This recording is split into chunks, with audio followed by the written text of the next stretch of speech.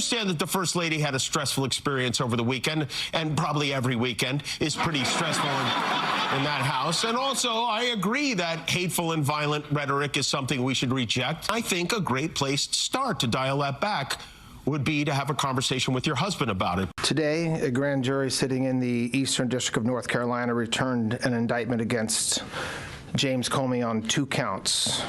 The first count is that on or about May 15th of last year, he knowingly and willfully making a threat to take the life of and to inflict bodily harm upon the President of the United States. In the immediate aftermath of 9/11, when NATO invoked Article 5 for the first time, and the United Nations Security Council was united in the face of terror, we answered the call together, as our people have done so for more than a century, shoulder to shoulder, through 2 world wars, the Cold War, Afghanistan, and moments that have defined our shared security.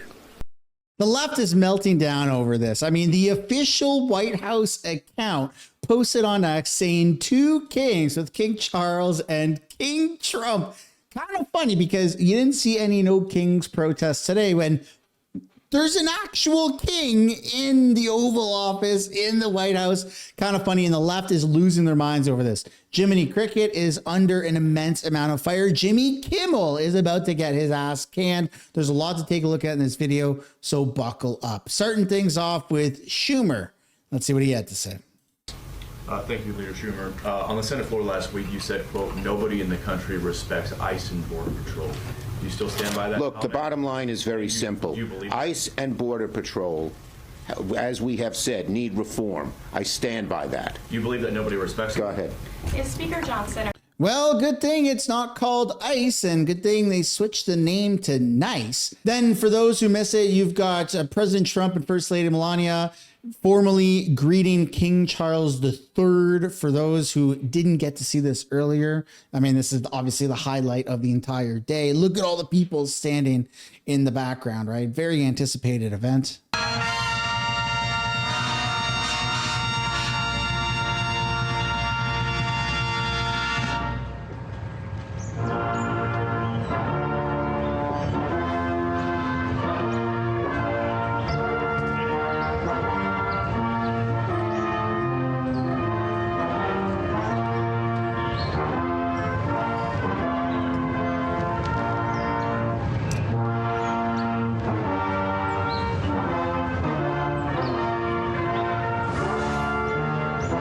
And during this meet and greet here, right outside the White House, what actually kind of took place, and it's supposedly illegal, is when they turned around and headed inside, President Trump patted the king on his back. And apparently you're not supposed to do that. Nobody is allowed to touch the king.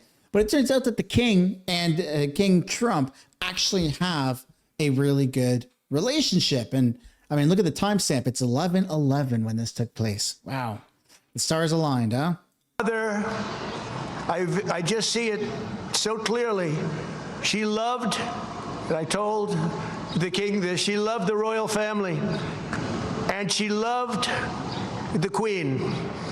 And anytime the queen was involved in a ceremony or anything, my mother would be glued to the television, and she'd say, "Look, Donald, look how beautiful that is."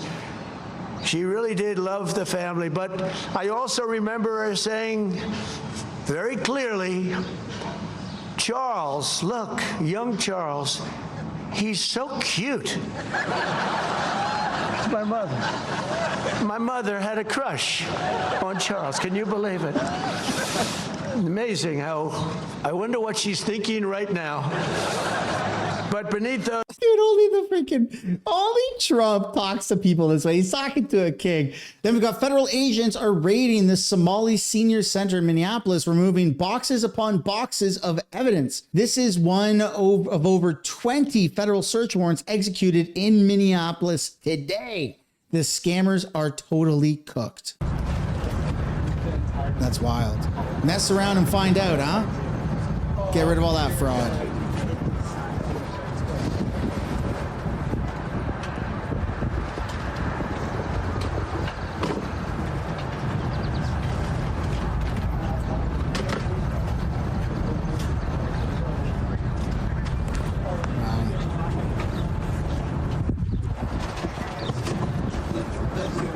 shut down those leering centers.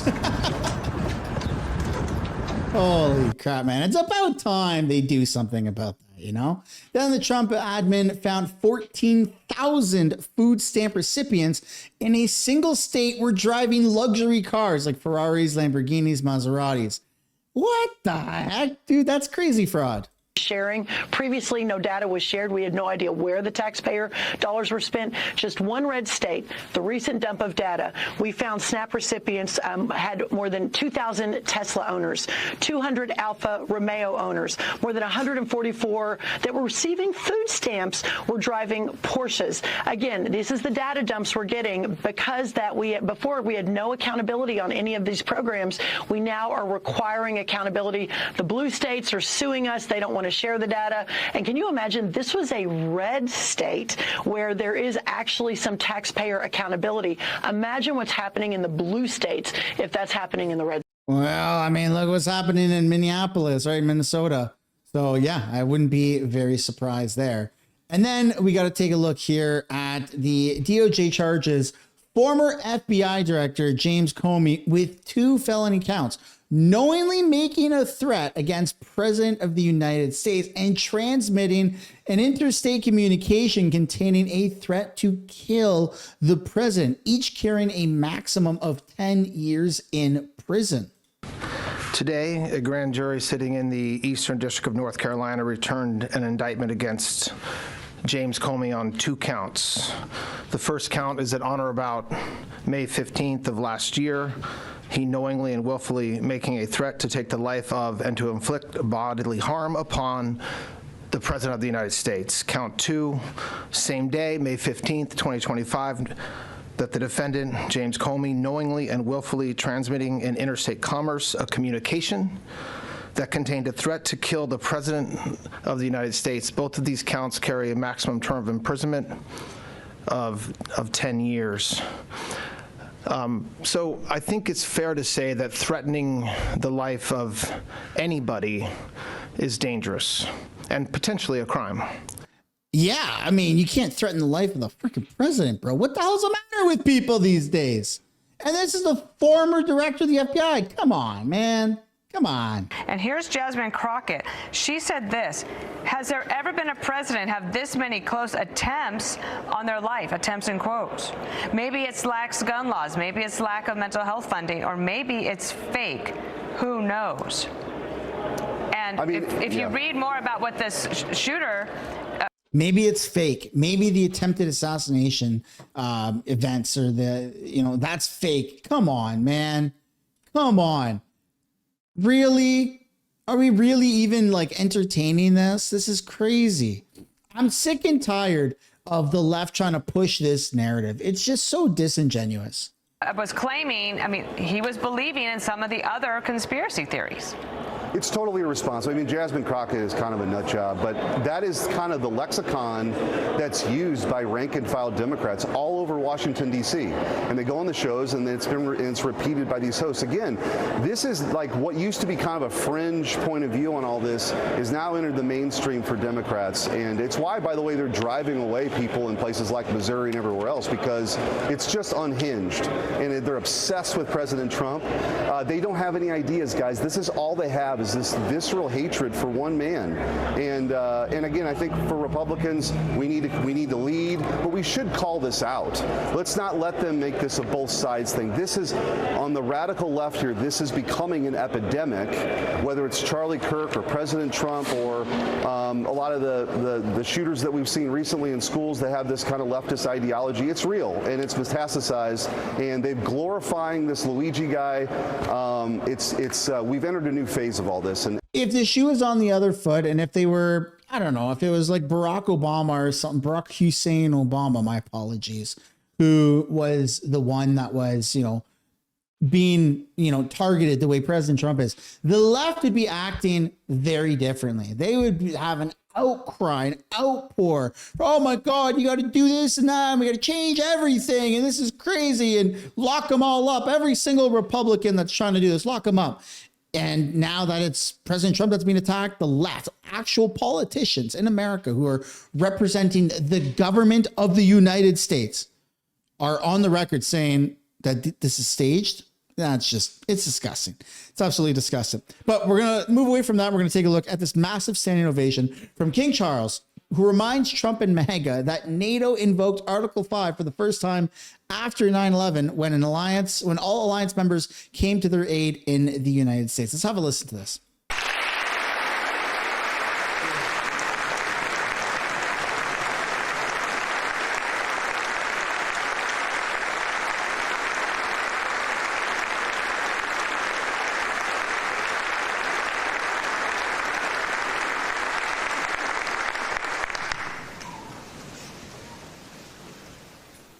In the immediate aftermath of 9/11, when NATO invoked Article 5 for the first time, and the United Nations Security Council was united in the face of terror, we answered the call together, as our people have done so for more than a century, shoulder to shoulder, through 2 world wars, the Cold War, Afghanistan, and moments that have defined our shared security.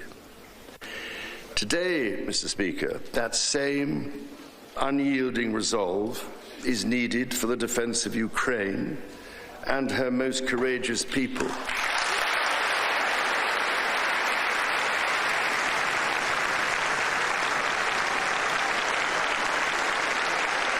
Except for the fact that Ukraine isn't a part of NATO, right? It is needed in order to secure a truly just and lasting peace. What I personally do think is needed is all of the allies working together properly. Everybody who is a first world country, all of the allies, the United States, Australia, the UK, Canada, Japan, all have to work together because there's bigger powers at bay. You've got China that's trying to make massive military and economic strategic moves to try to destabilize the United States.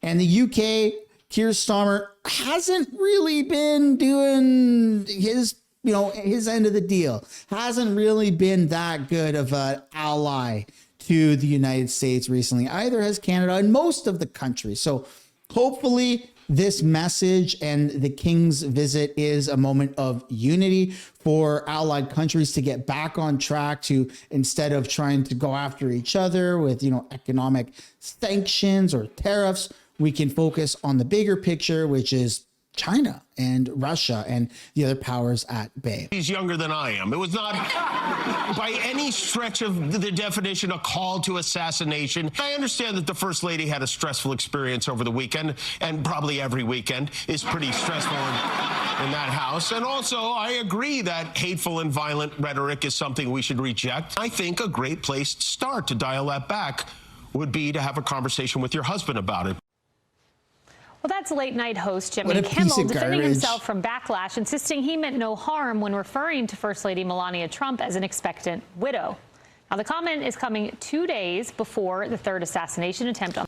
Can you imagine if Jimmy Kimmel was having shots fired towards him and President Trump just got up and said, you know what? Yeah, Kimmel's wife, soon-to-be widow, widow Kimmel, Jimmyless widow Kimmel, right? And then there's an attempted assassination. President Trump would be crucified by the press. Yet Jimmy Kimmel says it, and his excuse is, if you want to tone down the rhetoric, ask your husband to do that. Are you freaking kidding me?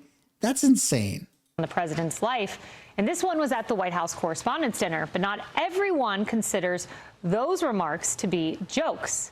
The New York Post making this story today's cover page, referring to the talk host as a, quote, Kimwit. And today, a spokesman for First Lady Melania Trump doubled down on calls for Kimmel to be fired, telling the New York Post, quote, our community should not tolerate violent political rhetoric at the expense of the First Family or any of our nation's political leaders, regardless of party affiliation. And Kimmel continues to play these disrespectful and dangerous games, knowing very well that he is protected by the ABC network. It's enough. ABC should draw the line. Yes, Emily, look, when you listen to his I guess, recitation of the remarks and his clarifications. I did not hear an apology, much in the same way there was that pretty much no apology, or at least very subtle one, in the wake of his egregious comments about the assassination of Charlie Kirk. Yeah. No, I was thinking two things about this. One is that grace is free. And we know we have the ultimate grace because we've accepted Lord Jesus as our Savior. But meaning grace in the public square is free too. And it would have been very elegant for him to say, I'm sorry. And that would have been free. And it would have taken no energy. And yeah, I mean, that literally is the best possible thing he could have done. You know what?